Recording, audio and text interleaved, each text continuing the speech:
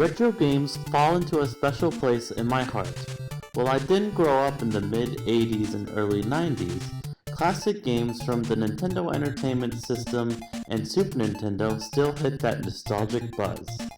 Going back to these relics is like opening up a time capsule filled with many wonders of a time long past. However, actually playing these video games isn't quite as pleasant as an experience as you'd hope.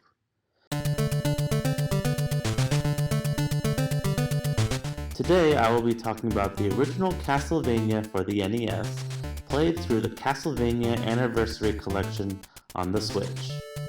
Since I call myself a hardcore retro gamer, having played all 11 of the classic Mega Man games, I figured this experience should be a cakewalk.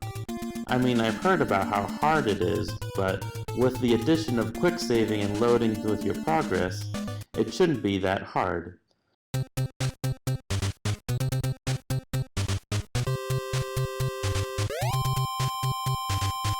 Now that I've beaten it for the first time, I can understand what people find so appealing about the series.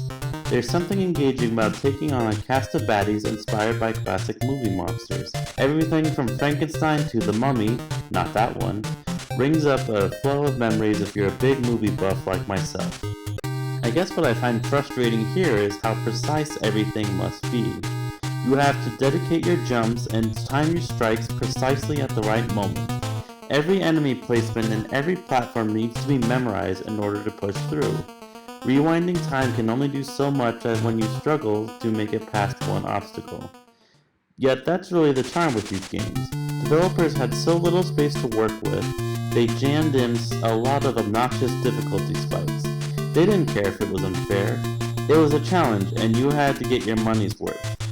The game will never hold your hand, and it's refreshing to rise up and say, I beat this game on my own. The final fight with Dracula also teaches an interesting lesson about judging things at first glance. The way others had talked about this game made me assume the fight would be an impossible task. The catch is, once you learn the limited pool of attacks, it boils down to a simple stand and whip routine. Now with the conveniences of modern gaming, this product isn't nearly as hard as I presumed.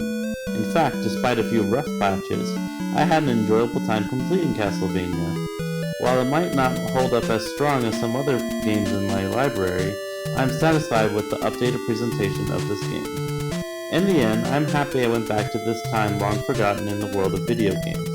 Now that we live in a time of convenience, going back to an era of gaming made me reflect on how far we've come.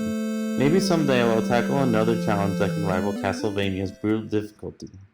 In fact, I'm starting to think it might be around the corner.